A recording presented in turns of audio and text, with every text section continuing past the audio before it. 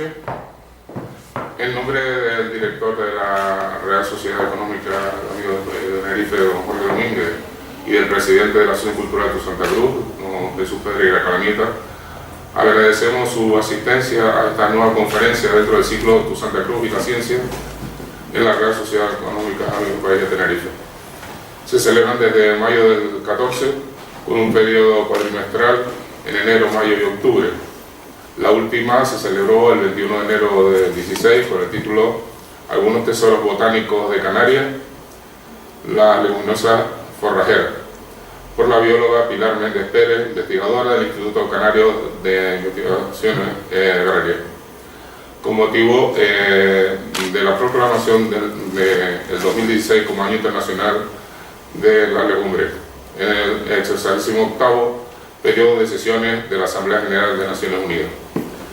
El ponente de hoy es el doctor don Emilio Cueva Agulló, es doctor en Ciencias Físicas por la Universidad Complutense de Madrid, Física de la Atmósfera y Geofísica, es director del Centro de Investigación Atmosférica de Izaña, de la Agencia Estatal de Meteorología, del CIA, y depende una estación de importancia global que pertenece al Programa de Vigilancia Atmosférica Global de la Organización Meteorológica Mundial. Ha participado en 24 proyectos financiados por la Comisión Europea y el Plan Nacional de Investigación y Desarrollo. Es coautor de más de 90 artículos científicos de revistas arbitradas y de alrededor de 300 trabajos presentados en reuniones científicas nacionales e internacionales. Ha codirigido 4 tesis doctorales en la Universidad de La Laguna, Valladolid, Politécnica de Cataluña y Barcelona. Es responsable científico de varios proyectos de cooperación al desarrollo en África y Latinoamérica. Actualmente participa en varios proyectos financiados por la Comisión Europea. Ha sido el delegado nacional en las 4 últimas reuniones de los actores de investigación de ozono de los países firmantes del Protocolo de Viena para la protección de la capa de ozono. Delegado nacional en la Comisión de Ciencias Atmosféricas y punto focal nacional del programa VAG. Ha sido consultor de la Organización Meteorológica Mundial para la implementación de un sistema de predicción de tormentas de polvo en Oriente Próximo, países del Golfo, Irán y Turquía. Actualmente es asesor científico del Centro Regional SDS-UAS para el norte de África, Oriente Medio y Europa, y miembro de su comité de dirección. Así pues, disfrutemos de la palabra de nuestro eminente conferenciante. Muchas gracias. Lo que les vamos a explicar, esto es un trabajo conjunto, la parte histórica sobre todo se basa en investigaciones de mi compañero Fernando de Ori, que está aquí, que es doctor en Historia, aparte de trabajar en Izaña como técnico del observatorio. O sea que cubre las dos partes, la parte técnico-científica y la parte de Historia. Bueno, les vamos a contar un poco de una forma muy rápida los 100 años, pero yo sobre todo me voy a centrar en la actualidad, lo que estamos haciendo actualmente, las actividades del centro, ¿no? Los antecedentes. Bueno, ya en 1645 la Royal Society de London requirió un permiso para que 2 miembros de esa sociedad se desplazaran a Tenerife, a la isla de Tenerife, a las cumbres, para lo que ellos decían medir el peso del aire y la elevación de la atmósfera, ya que hay que recordar que pocos años antes se había desarrollado el barómetro de Torricelli, ¿no? O sea que realmente nada más de disponer de la instrumentación adecuada, ya los británicos vieron en la isla de Tenerife un lugar adecuado para hacer experimentos de la atmósfera. Estamos hablando de 1645.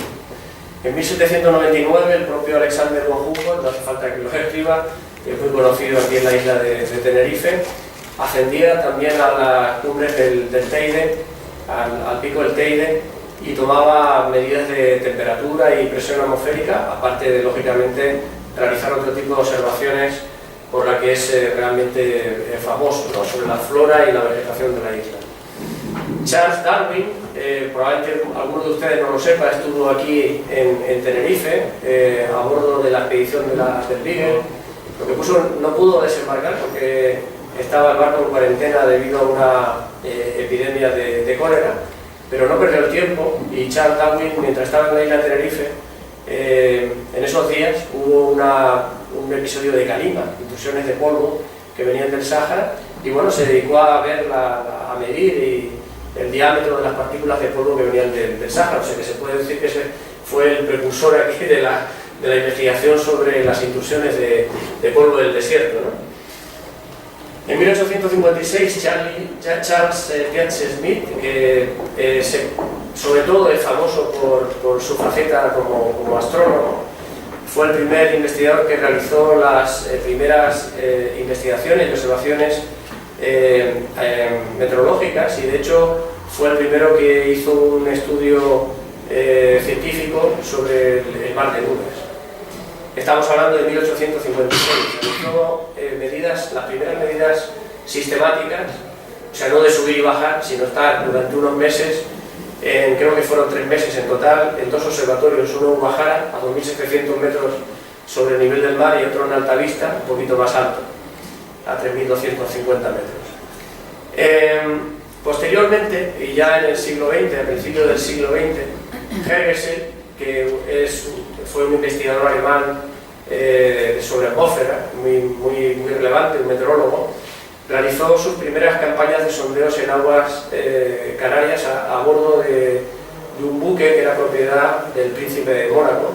Creo que era el abuelo o el bisabuelo del actual príncipe de Mónaco, y bueno, y era un oceanógrafo muy importante en esa época.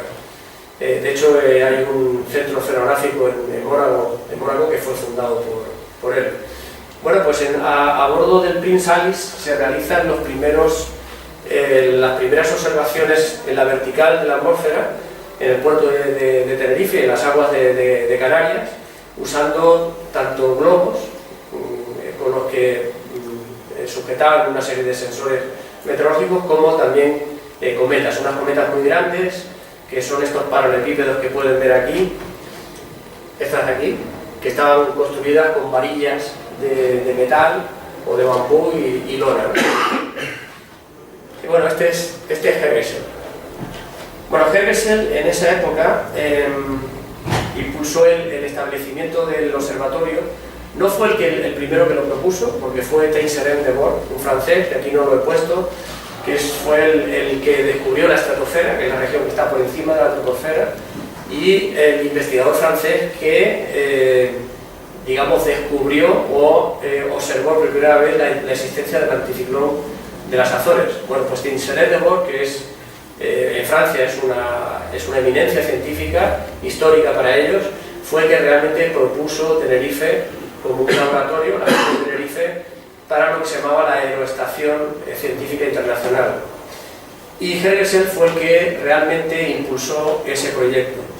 Aquí le vemos a Hergesell con personal del Servicio Meteorológico de la Oficina Central Meteorológica Española en el Retiro, en el Observatorio del Retiro.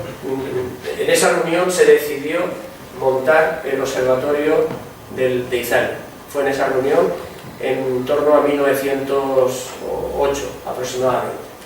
Bueno, hay que decir que el centro de Izaña, el Observatorio de Izaña, sería el segundo de lo que era la Oficina Central Meteorológica, porque el primer observatorio era el que está actualmente en el Retiro, no se puede visitar porque está en obras, y el segundo sería Izaña, porque no había otras instalaciones del servicio, de lo que era entonces el Servicio Meteorológico Nacional, porque las observaciones meteorológicas estaban repartidas entre institutos de enseñanza media, universidades, algún centro de investigación, pero como servicio meteorológico solamente existía el Observatorio del Retiro. También hay que decir que Hergesell propuso la creación del Observatorio de Lindenberg en Alemania. Es un observatorio hoy día muy famoso, cerca de Leipzig, en la antigua Alemania Oriental, la Alemania del Este. Y bueno, de hecho él quería que el Observatorio de Izaña se estableciera antes que el Observatorio de Lindenberg, pero por una serie de retrasos de tipo administrativo y político, pues realmente el Observatorio de Lindenberg se inauguró unos 5 o 6 años antes que el Observatorio de Izaña. Aquí pueden ver este mireliómetro. Bueno, las razones para crear este centro no eran meteorológicas. A nadie se le ocurría en esa época que estaba empezando la meteorología, se estaba empezando a a montar observatorios meteorológicos, el ir a una isla remota, entonces, como era la isla de Tenerife, que se tardaba pues una semana en llegar aquí en barco, y una vez que llegara a Tenerife, subir a las cumbres de Tenerife, que no había carreteras, tenían que subir a lomo de mulas. Nadie se le ocurría montar un observatorio meteorológico ahí porque no era representativo de nada interesante, ¿no? Realmente, aquí había dos circunstancias o dos aspectos importantes. Por un lado, esto obedecía a una serie de objetivos que tenía la Aeroestación Internacional. De hecho, se puede considerar que fue la primera red científica internacional que se planteó, aunque realmente no se llegó a implantar. Y por otro lado, a intereses estratégicos de Alemania en esa época, ¿no? Esa era la razón, porque se hizo una inversión importante, como van a ver ahora, en esa época para montar lo que era una estación científica atmosférica y no simplemente un observatorio meteorológico.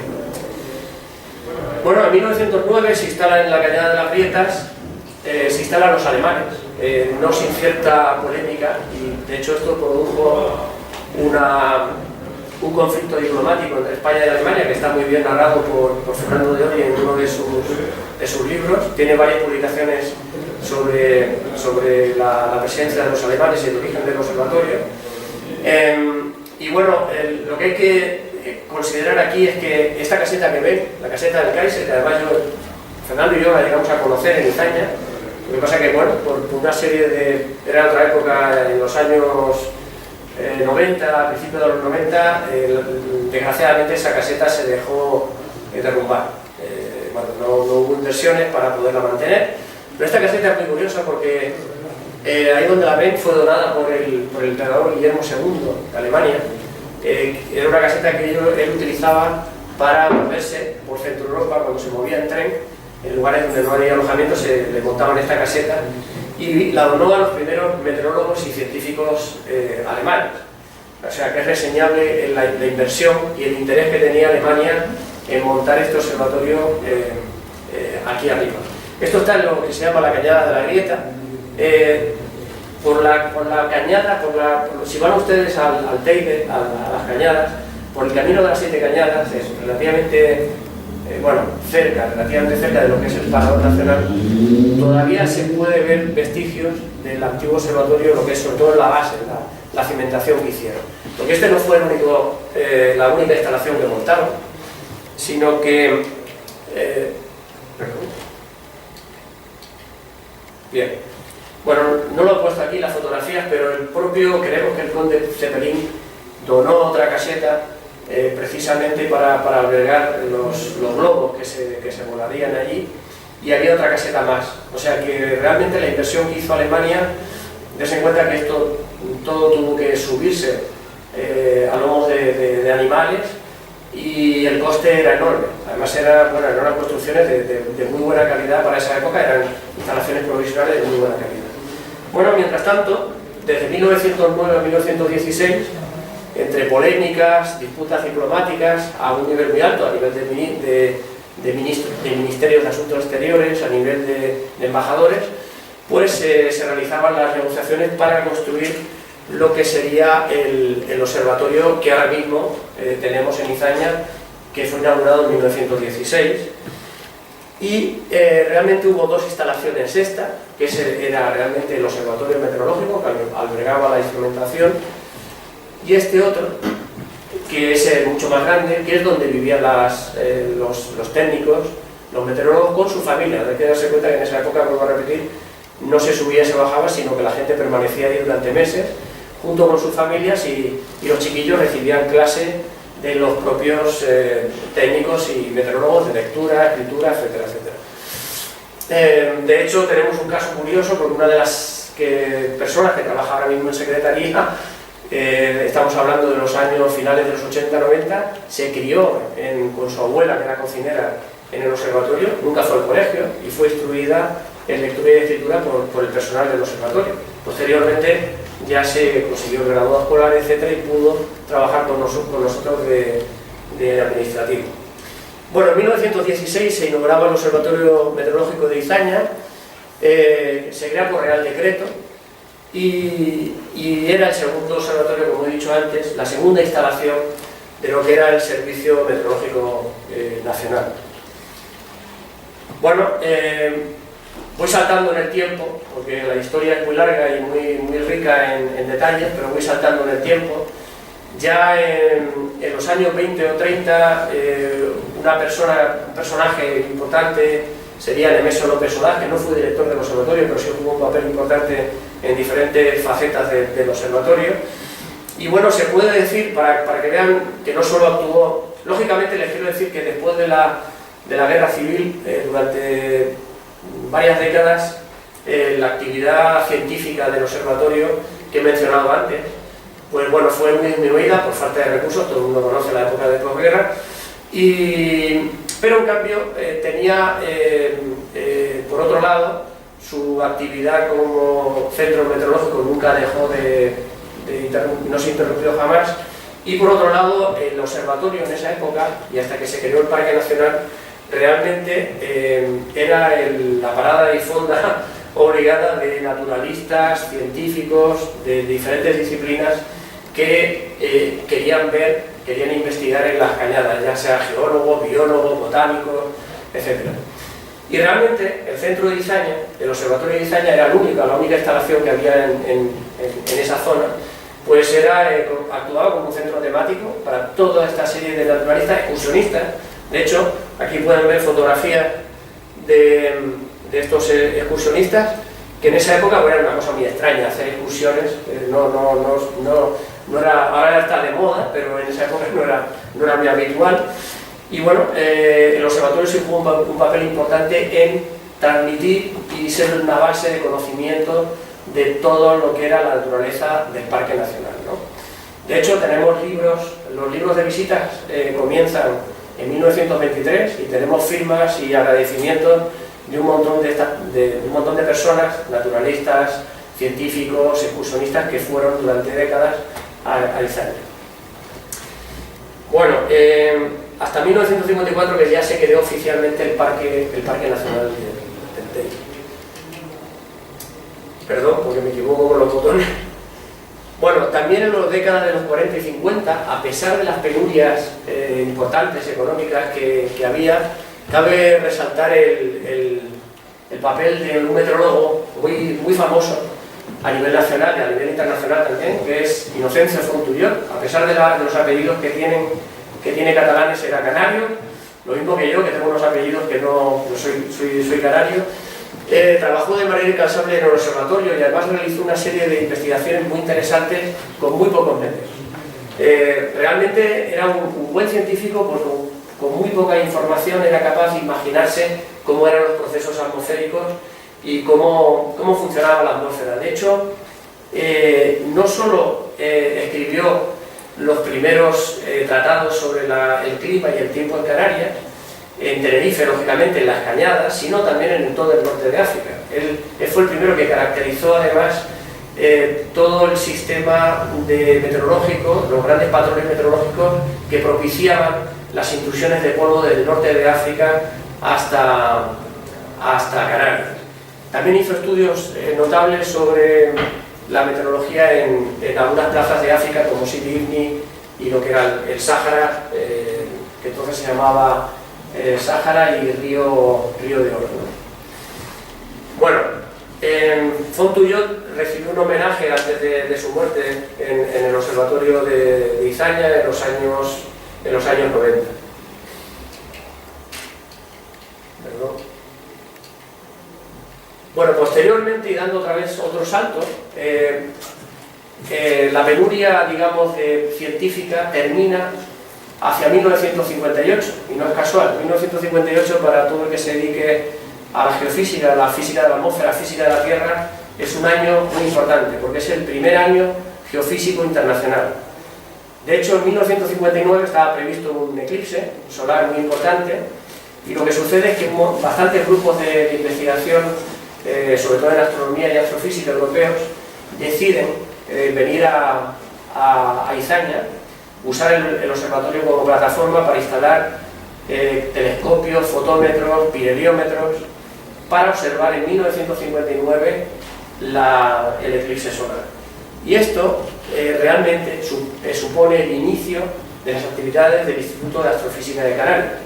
Aquí podemos ver a René Dumont, que era de una universidad francesa, con un primer telescopio, en este caso un telescopio solar, junto con Francisco Sánchez en 1964. Ya Francisco Sánchez llega aquí a Tenerife en 1961 y bueno, y él tiene la idea en primer lugar de caracterizar el cielo de Canarias para ver si es un sitio idóneo para realizar observaciones astronómicas a partir precisamente del eclipse de 1959. Se da cuenta que sí, las primeras observaciones durante varios años, hasta los años 65, 66, lo realiza físicamente en el Observatorio de Izaña. Por lo tanto, el Observatorio de Izaña ha jugado un papel importante, digamos, en actividades que van más allá de la meteorología de la atmósfera, como he dicho antes, propiciando observaciones astronómicas, siendo un centro temático para el Parque Nacional. Bueno, no lo doy nunca bien. Saltando en el tiempo, nos encontramos en 1968. Este señor es el profesor Christian Junge, que hoy día se considera el padre de la química atmosférica. Bien, pues este señor, que pertenecía al Instituto Max Planck, que bueno, es muy conocido a nivel internacional, ya entonces habían desarrollado unos sensores, unos equipos para medir gases traza en condiciones de fondo atmosférico, o sea, a niveles muy bajos, para hacer medidas con este barco, el Meteor, en el Atlántico Norte. Entonces, eran equipos no comerciales, lógicamente, diseñados en Alemania, en el Instituto Max Planck, y vienen a Tenerife, porque dicen, hay un observatorio que tiene unas condiciones muy buenas para hacer las pruebas de los equipos. Bueno, pues está durante varios meses en nuestro observatorio, y... Estas son fotografías de él, de su grupo. Este es el aspecto que tiene el observatorio en 1968. Y hago un inciso para que vean esta antena, porque ya también entonces estaba el repetidor de televisión, pero Izaña, de nuevo, ofrece otra faceta que es de servir de repetidor para determinados sectores de la isla, como es Candelaria, de repetir la señal de televisión española que estaba empezando entonces. O sea que también dio soporte a comunicaciones.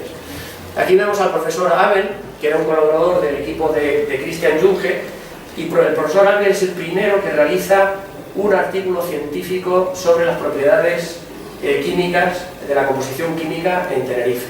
Ese artículo fue clave para demostrar la idoneidad del observatorio para ser un centro de referencia a nivel internacional en el estudio de la composición atmosférica. Bueno, y finalmente, el profesor Junge, lógicamente, informa al gobierno alemán. De nuevo, el gobierno alemán tiene la iniciativa a decirle, en Tenerife tenemos un sitio muy interesante para convertirlo en un observatorio europeo. Y esta era la idea que él tenía. Vuelvo un poco atrás. En 1958 los americanos, la NOAA, el Instituto Nacional de Estados Unidos para el Estudio del Océano y la Atmósfera, instala en Mauna Loa, en Hawái, el primer observatorio de observación científica de la atmósfera. Entonces Junge tiene la idea de que en Tenerife se puede montar la Mauna Loa europea, y convence al gobierno alemán de instalar, de establecer un acuerdo con el gobierno español para instalar este observatorio, ¿no? Y ocurre, pero unos cuantos años más tarde, yo creo que Junge no esperaba que tardara tanto las negociaciones, pero finalmente en 1985 se firma un acuerdo que además se firma a un nivel muy alto, a nivel de ministro de Asuntos Exteriores de lo que era entonces la República Federal de Alemania y España. Entonces nace como una estación, aquí viene el nombre en inglés, Badmont, que significa estación de fondo de la monitorización, de la vigilancia de la contaminación de fondo atmosférica, que daría posteriormente, después lugar, en 1990, a lo que es el Programa de Vigilancia Atmosférica Global, que es ahora mismo el principal programa de investigación y de vigilancia atmosférica que tenemos en Izaña.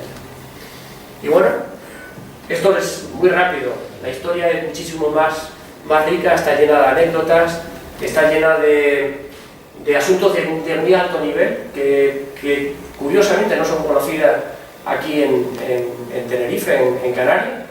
y yo creo que nos debemos de sentir orgullosos de tener este observatorio por su historia y también por su presente, y el presente lo voy a contar en esta segunda parte de forma muy rápida. Bueno, este es el aspecto que tiene ahora mismo el observatorio de Izaña. Lo que pueden ver aquí con el tejado rojo es exactamente la misma construcción de 1916, que empezó a construirse en 1913, pero es la misma construcción. Y esta torre tan fea que ven ahí atrás, que no fue idea nuestra que fuera tan grande y tan alta, bueno, pues es la torre de observación que tenemos actualmente, donde están los laboratorios para observación atmosférica. Bien, el principal programa al que nos dedicamos, que da sentido a nuestro observatorio, como he dicho antes, el programa de vigilancia atmosférica global, que está coordinado por la Organización Meteorológica Mundial, que tiene su sede en Ginebra, y tiene básicamente dos objetivos. Por un lado, el monitorizar, el ver los cambios que se están produciendo en la atmósfera. Se están produciendo cambios debido a muchísimas causas naturales y causas antrópicas. Y en segundo lugar, el relacionar esos cambios que se están produciendo en la atmósfera con cambios que estamos detectando que se están produciendo en el clima, tanto a nivel regional como a nivel global. El mapa de estaciones de vigilancia atmosférica global es este. Estas son las que existen actualmente, apenas hay una treintena de estaciones, pero debo hacer aquí hincapié en el hecho de que no todas las estaciones tienen igual desarrollo, tanto científico como de calidad del sitio. Izaña yo creo que estaría situada entre las 5 primeras, las mejores a nivel mundial, tanto por la idoneidad del lugar como por la capacidad de observación que tiene ahora mismo y los equipos que existen en el observatorio. Lógicamente, la primera estación fue Mauna Loa, como dije antes, en 1958, en la isla de Hawái, en unas condiciones muy similares a las de Izaña, aquí en Tenerife. Los americanos, muy prácticos y muy inteligentes, decidieron hacer un transecto latitudinal. Entonces montaron otra estación en el Polo Sur, otra en Samoa y otra en Alaska, en Point Barrow. Con eso tenían una visión de lo que ocurría en la atmósfera desde el Polo Norte hasta el Polo Sur.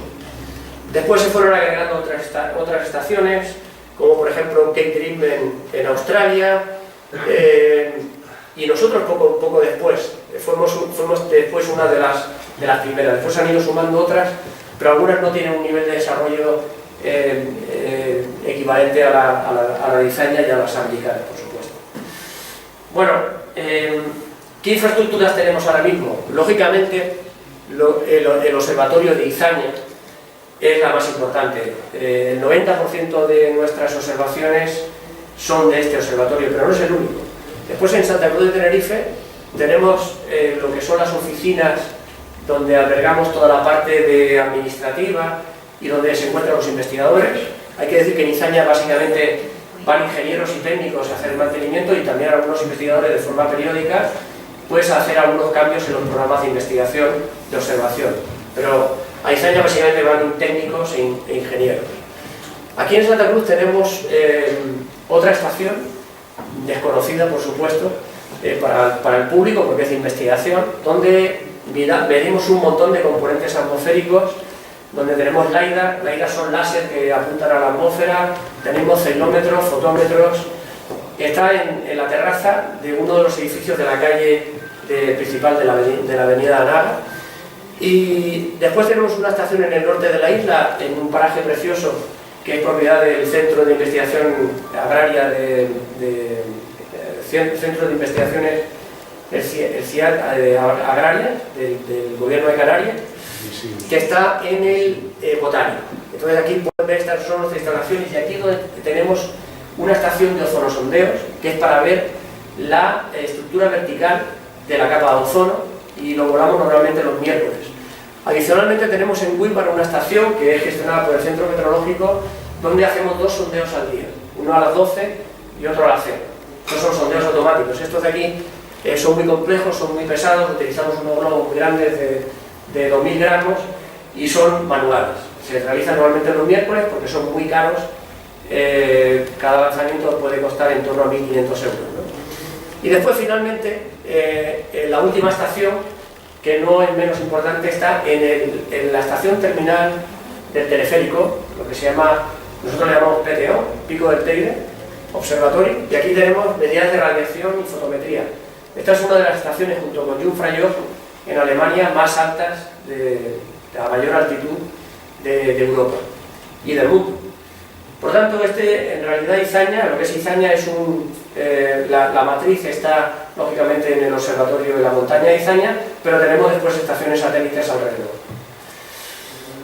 Bueno, gracias a estos 100 años de observaciones, que el mérito es de toda la gente que estuvo viviendo en Izaña, viviendo durante meses o años, a veces con muy pocos medios y en condiciones muy duras.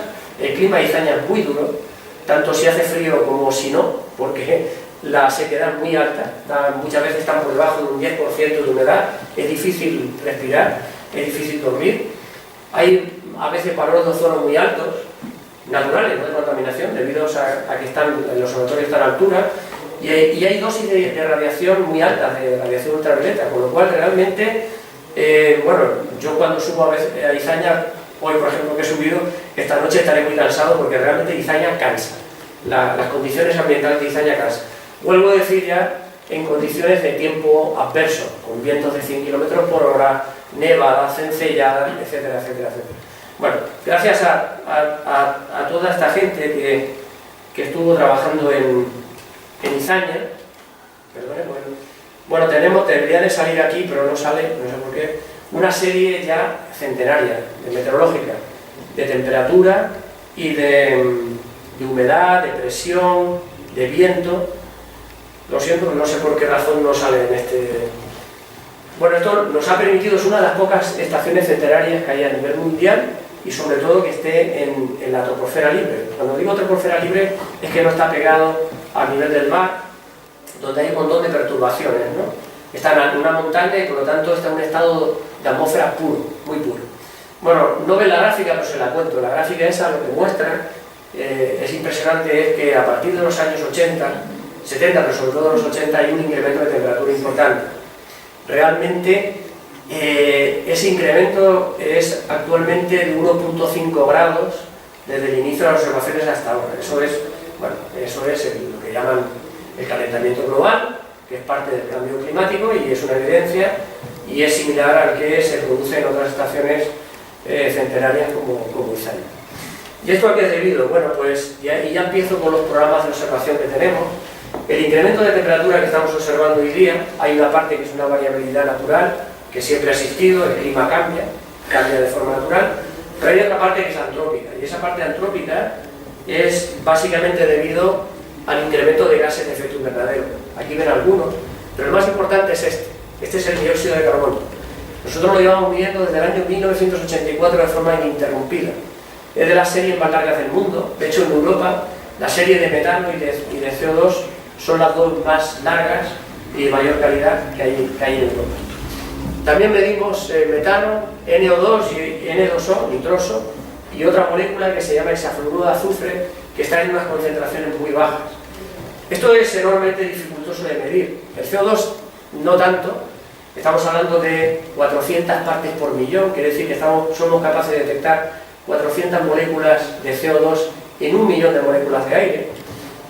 Pero cuando nos vamos al SF6, por ejemplo, el hexafluoruro de azufre, que es muy potente desde el punto de vista de absorción de la radiación infrarroja, estamos hablando entre 5 y 10 partes por trillón. Es decir, que somos capaces de ver entre 5 y 10 moléculas de hexafluoruro de azufre en 1000 millones, porque es un trillón americano, 1000 millones de moléculas de aire. Bueno, otro programa importante que tenemos es el de radiación, lógicamente. Empezamos con la radiación en Izaña en 1908, haciendo medidas, tenemos medidas con el pireliómetro Abbott que les enseñé actualmente, que estamos analizando para compararlas con las medidas actuales y ver los cambios que se han producido en 100 años. Pocos sitios en el mundo, bueno, pocos, menos de 5, pueden hacer eso. Lógicamente el programa que tenemos ahora es tremendamente sofisticado, está basado todo en equipos tecnológicamente muy avanzados. Tenemos espectroradiómetros, espectrómetros, espectrofotómetros, fotómetros solares de diferentes características. Pasaré rápidamente a enseñarles todo. Bueno, perdone, no sé si aquí... Un momento... Pero lo enseño aquí rápidamente. Esto, por ejemplo, sirve para medir aerosoles. Estos son de radiación infrarroja, radiación global, difusa, directa, ultravioleta. También medimos radiación para el Centro Mundial de Radiación que está en Davos, en Suiza. Somos centro de calibración de NASA, en la red Aeronet. O sea que realmente tenemos una cantidad de actividades muy grande. Medimos aerosoles. Los aerosoles son pequeñas partículas que hay en la atmósfera. En este sentido somos herederos de trabajos que hizo el profesor Junge, que mostré antes, y el profesor John Prospero de Estados Unidos, que estuvo el 8 de abril, hicimos un homenaje en el Observatorio de Izaña de la Universidad de Miami. Es uno de los pioneros en el estudio del polvo procedente del Sáhara y de los aerosoles. Es un científico de reputación internacional que tiene un montón de proyectos, sigue activo, tiene 82 años y sigue consiguiendo proyectos de la National Science Foundation de Estados Unidos. Bueno, somos herederos de sus programas y actualmente medimos un montón de propiedades ópticas, químicas y físicas de los aerosoles con dos objetivos principales. Primero, ver qué impacto tienen los aerosoles, ver el impacto en el clima, porque juegan un papel muy importante en el clima. Y segundo, qué impacto tienen en la salud. De hecho, tenemos una colaboración muy importante con el Hospital Universitario de Santa Cruz de Tenerife, el LUC, en el que estamos trabajando. Hemos publicado varios artículos en que relacionan la concentración de partículas, sobre todo de nanopartículas, con problemas cardiovasculares, ¿no? Creo que hay 5 o 6 publicaciones en este sentido. Otro programa importante, y de nuevo con iniciativa alemana, es, bueno, este que tiene una palabreja muy rara, el FTIR, es un interferómetro de transformada de Fourier. Este equipo en sí mismo es como un observatorio, porque es capaz de medir más de 40 moléculas que absorben el infrarrojo, y está dedicado básicamente a 3 aspectos. Por un lado, a ver la evolución de componentes atmosféricos en la estratosfera. La estratosfera es una región muy complicada, está encima de la troposfera. Estamos hablando que estamos por encima de los 12 kilómetros, entre 12 kilómetros y 30 kilómetros. Medir ahí no es sencillo, no podemos ir con un equipo y ponernos a medir la estratosfera. Entonces se utilizan técnicas muy parecidas a las que se utilizan en la astrofísica, en este caso la interferometría mediante un Michelson, y con esto, con interferometría, somos capaces de ver la concentración de un montón de moléculas que hay entre 12 kilómetros y 30 kilómetros de altura, incluso tener perfiles verticales. Por un lado, miramos los componentes que destruyen la capa de ozono, y por otro, los gases de efecto invernadero. Y el otro objetivo con este instrumento es calibrar los instrumentos que hay, interferómetros chiquititos, muy pequeños, que están a bordo de varios satélites de NASA y de la Agencia Espacial Europea y de EUMETSAT, que es la Agencia Europea de Satélites Meteorológicos. Bien, bueno, este es otro programa que tenemos con el INTA, el Instituto Nacional de Técnica Aeroespacial. En este caso lo que desarrollamos son también con técnicas remotas de absorción diferencial. En este caso es una comparación, Izaña es un centro también de comparación de gases reactivos, en este caso de dióxido de nitrógeno, de medidas de satélite, y se corrigen y se calibran con observaciones de Izaña. Muy poquitos sitios también pueden hacer esto a nivel mundial. Otra de nuestras líneas de trabajo es la capa de ozono y la radiación ultravioleta. Comenzamos en 1991 con un espectrofotómetro Breuer, el primero que hubo en España, y en 1992 iniciamos el programa de ozonosondeos. Esta es nuestra serie de medidas. Pero aquí lo importante es que no solo medimos lo que hay encima de nuestras cabezas en Tenerife, sino que somos centro de calibración de equipos que miden la capa de ozono de toda Europa y el norte de África, de tal manera que tenemos la referencia europea que transferimos periódicamente cada año a los equipos, a los espectrofotómetros que miden en Europa. Esto lo hacemos mediante campañas que celebramos o bien en el sur de la península, en Huelva, en el Arenosillo, en Arosa en Suiza y en Sodánica en Finlandia. Es decir, que jugamos un papel importante en lo que se llama control de calidad de las medidas a nivel global. Otro aspecto importante que les comentaba antes es nuestro papel como centro de calibración de NASA, de Aeronet, y somos centro de calibración también de Aeronet Europe, que está llevado por los franceses. Nosotros lo que hacemos aquí, ven estos equipos, que son Zimmel, son de fotómetros Zimmel, estos son máster. Nosotros calibramos los máster, que son enviados a NASA o a Francia, y ellos a su vez con estos equipos calibran el resto de la red. Hay unos 400 estaciones en todo el mundo. O sea que, como pueden ver, la trascendencia que tiene la actividad de Izaña es enorme. No estamos sujetos a lo que observamos aquí, sino que proporcionamos calibración y control de calidad a estaciones que están midiendo en todo el mundo. Bueno, en relación a lo anterior, como curiosidad, les puedo decir que también actuamos como centro de calibración de las dos redes que hay en China. China no puede colaborar con Estados Unidos, con NASA, por problemas políticos, y entonces hemos acordado entre los tres, NASA, nosotros y los chinos, que les proporcionamos la misma calibración que tenemos de NASA, y por lo tanto todos sabemos que estamos midiendo la misma escala, pero los chinos evitan el tener que colaborar con NASA, con Estados Unidos, ¿no? Como curiosidad. También colaboramos con Sudamérica. Tenemos una estación en colaboración con el Servicio Meteorológico Nacional de Argentina, en Ushuaia, que es otra estación de vigilancia atmosférica global, en la Patagonia, y allí tenemos también, en colaboración con el INTA, una estación, 3 estaciones en la Antártida. Bueno, esta es la estación que tenemos aquí para medida de la capa de ozono y de radiación ultravioleta. Y como no, estamos al lado de África. Me podía preguntar, bueno, ¿y con África qué? Pues también tenemos un intenso programa de colaboración con Argelia. Hay una estación clave que está en el sur de Argelia, se llama Tamanrasset. Tamanrasset es una zona cerca del Hogar, al sur del macizo del Hogar, que es una región montañosa, muy espectacular. Y ellos, que es esta de aquí, que pueden ver en esta imagen, esto está a unos 2.700 metros, nieva en invierno, en pleno corazón del Sáhara. Y bueno, ahí tenemos una estación en colaboración con el Servicio Meteorológico Nacional de Argelia, con un equipamiento muy sofisticado. Tenemos este petrofotómetro Brewer. Estos saharauis, lo ven aquí, somos todos españoles. Fue la expedición que montamos el equipamiento en Argelia. Y también tenemos en Asekrem, en el norte de Tamanrasset, unos 80 kilómetros al norte, otra estación.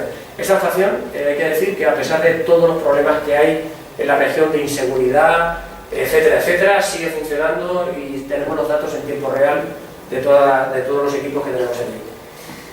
Y después, con el resto de África, tenemos una estación en Egipto, tenemos otra en Túnez, en la capital, y en Ouarzazate, además un sitio muy interesante, porque en Ouarzazate, no sé si saben, Ouarzazate está al sur de Marruecos, es una zona preciosa, les recomiendo que vayan a verla, porque desde el punto de vista, está al lado este del Atlas. Hay ubicada la mayor instalación solar del mundo. Acaban de instalar los franceses, y por lo tanto las medidas que nosotros hacemos de aerosoles y radiación les interesa muchísimo desde el punto de vista energético, ¿no? Esa es otra aplicación interesante, de cooperación. Y ya para acabar, somos parte de un centro de predicción. No se ve muy bien aquí la zona nuestra de cobertura. Tenemos un centro de predicción en lo que es el Centro Nacional de Supercomputación, tiene el nombre en inglés de Barcelona Supercomputing Center, lógicamente está en Barcelona, y bueno, somos los dos socios de este centro, que es un centro de la Organización Meteorológica Mundial, y en el que hacemos tanto la vigilancia como la predicción de tormentas de polvo en toda esta región, que es el Sáhara, cubre el Sáhara y el Oriente Próximo y toda Europa. Tenemos los dos desiertos más importantes del mundo. Lógicamente el desierto del Sáhara es el más potente con diferencia, pero en segundo lugar tenemos toda la península arábiga, donde hay procesos de tormentas de polvo, de habubs, etcétera, muy importantes, y además en esa zona afecta a poblaciones importantes, ¿no? de los Emiratos, de Kuwait, Arabia Saudí, etcétera, etcétera. Bueno, tenemos un sistema muy complejo de modelización con varios modelos de diferentes instituciones y un sistema de observación que nos permite validar todas las predicciones. Como curiosidad, pasando de lo muy grande a lo muy pequeño de nuevo, también nos interesa otro tipo de partículas que hay en el aire, que son los pólenes y las esporas de hongos. Yo precisamente soy muy sensible a esto porque yo soy alérgico. Y bueno, en Canarias no existía ninguna estación de vigilancia de los pólenes. Y llevamos ya creo que 8 años. Aquí ven una publicación que ya hemos publicado de aerobiología y alergias respiratorias en Tenerife. Esta otra cooperación que tenemos, en este caso, con el sector de alergias, de problemas respiratorios. Y gracias, es la única estación que hay ahora mismo en Canarias. Es decir, antes de esta estación, los test que se hacían de alergia eran test estándares, que venían de Madrid. Y bueno, ahora se hacen a medida, porque sabemos qué polenes y cuándo polinizan los diferentes polenes, al menos en la ciudad de Santa Cruz de Tenerife. Haría falta alguna estación más. Esto es un proyecto que tenemos en colaboración con la Universidad Autónoma de Barcelona. Y para terminar, decirles que colaboramos con muchísimas instituciones a nivel internacional, tanto de investigación como instituciones operacionales, con servicios meteorológicos, agencias espaciales, con NASA, la ESA, EUMETSAT, prácticamente con todas las agencias. Tenemos, no entro en detalle, pero tenemos proyectos de investigación financiados por todas estas agencias, lógicamente por el Plan Nacional de I+D y por la Comisión Europea. Esas son básicamente nuestras principales fuentes de financiación, al margen de que la Agencia Estatal de Meteorología financia el grueso de las observaciones que realizamos desde el principio en el Observatorio de Izaña y en las estaciones satélite. Y si quieren saber más, esta es nuestra página web. No lleva 3 W, acuérdense, izana.emet.es, no es sin ñ. Y este año que hemos, bueno, y aquí se pueden bajar cosas que les pueden interesar: el folleto del centenario, el informe de actividades del 2014 al 2012-2014, y hemos creado ahora otra página en conmemoración del centenario. El centenario lo estamos celebrando con diferentes actos a lo largo del 2016. Esto nos lo decía antes, eran unos profesionales, y decían: vamos a empezar a medir el 1 de enero. No había ni inauguraciones, ni ministros, ni cortaban bandas, ni nada. Se ponían a medir y se ponían a trabajar. Entonces, lógicamente, el 1 de enero no es una fecha ahora mismo muy adecuada para realizar ninguna inauguración, y por lo tanto, la inauguración, digamos el centenario, la conmemoración del centenario, lo celebramos con diferentes actos a lo largo de este año 2016. En esta página web, izana100.emet.es, tenemos la historia, galería de fotos, muy interesante, porque hemos logrado, gracias a